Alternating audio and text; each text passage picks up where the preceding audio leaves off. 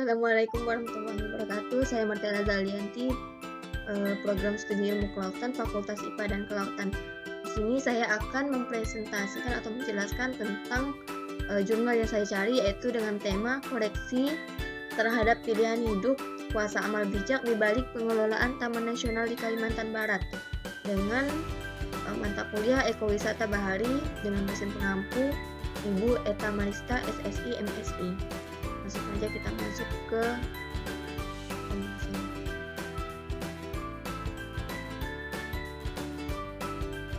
Nah, di sini kita masuk ke pendahuluannya, yaitu pengertian dari tata kelola konservasi adalah pendekatan atau proses yang melibatkan perencanaan, pengelolaan, dan perlindungan sumber daya alam serta lingkungan hidup dengan tujuan untuk melestarikan keanekaragaman hayati, ekosistem, dan warisan alam secara berkelanjutan.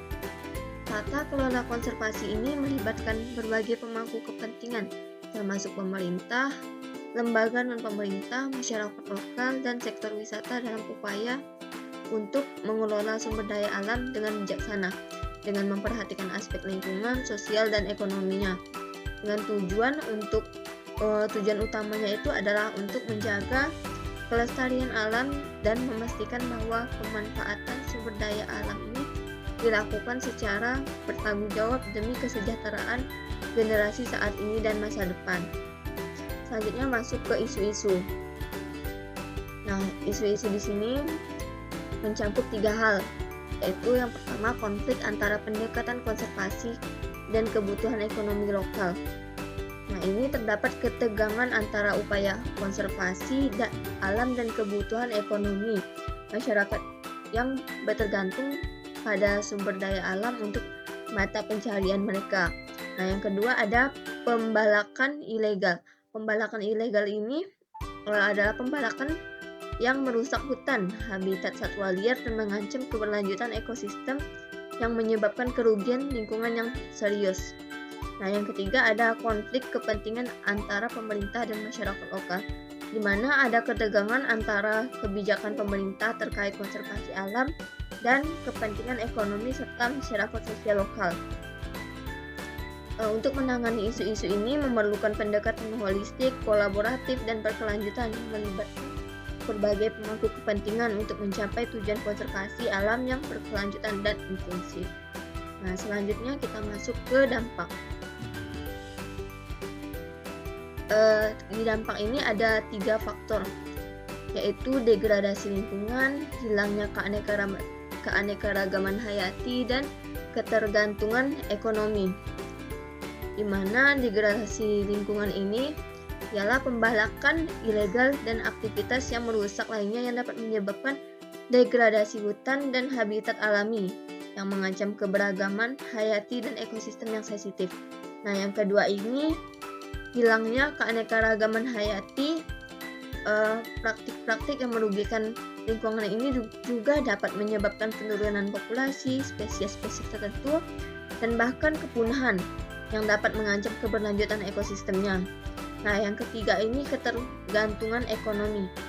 Nah, ketergantungan ekonomi ini bergantung pada sumber daya yang tidak berkelanjutan yang dapat menciptakan ketergantungan ekonomi yang rentan terhadap fluktuasi pasar dan perubahan lingkungan. Selanjutnya masuk ke bagian metode. Metode ini ada 3 faktor juga, yaitu partisipasi masyarakat, penegakan hukum, dan pengembangan alternatif.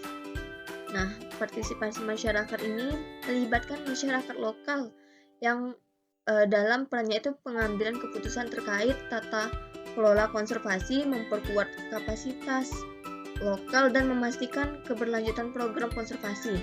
Nah, yang kedua ini ada penegakan hukum.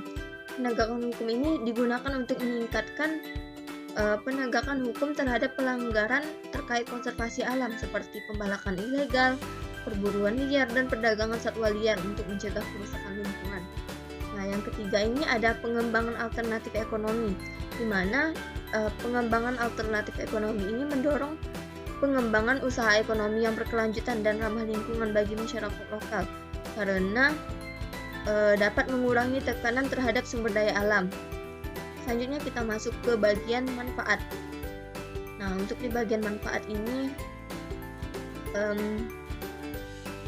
kita juga mencangkup 3 hal, yaitu yang pertama ada konservasi keanekaragaman hayati, yang kedua ada pemulihan ekosistem, yang ketiga ada kesejahteraan masyarakat.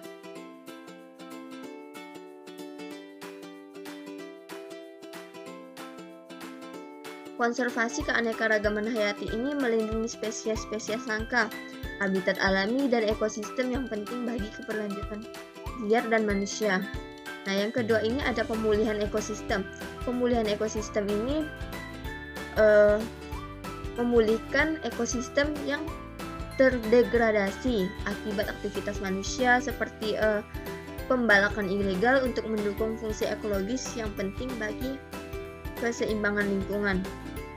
Selanjutnya yang ketiga yaitu kesejahteraan masyarakat. Kesejahteraan masyarakat ini digunakan untuk meningkatkan kesejahteraan yang berkelanjutan untuk mata pencaharian masyarakat lokal yang melalui pengembangan usaha ekonomi berkelanjutan dan akses terhadap sumber daya alam yang dikelola secara bijaksana. Nah, selanjutnya kita masuk ke hasil. Dari upaya untuk pengawasan yang ditingkatkan serta penegakan hukum dan pemberdayaan masyarakat lokal ini menunjukkan penurunan dan jumlah pembalakan liar secara drastis dalam kurun waktu tertentu. Nah, hal ini juga memberikan alternatif mata pencaharian yang berkelanjutan sehingga juga meningkatkan dalam upaya konservasi alam. Nah, kita masuk bagian yang terakhir yaitu kesimpulan. Dalam pendekatan yang melibatkan berbagai pihak secara aktif, pemberdayaan masyarakat lokal ini mengintegrasikan aspek ekonomi, sosial, dan lingkungan. Upaya konservasi ini merupakan kunci keberhasilan dalam menjaga kelestarian alam, sehingga diperlukan komitmen dan kerjasama yang kuat dari semua pihak yang terkait untuk terus-menerus meningkatkan tata kelola konservasi guna mencapai tujuan konservasi dalam jangka panjang dan berkelanjutan di Tanjung Gunung dan wilayah sekitarnya. Nah, itu saja yang dapat saya sampaikan. Terima kasih. Assalamualaikum warahmatullahi wabarakatuh. Dadah.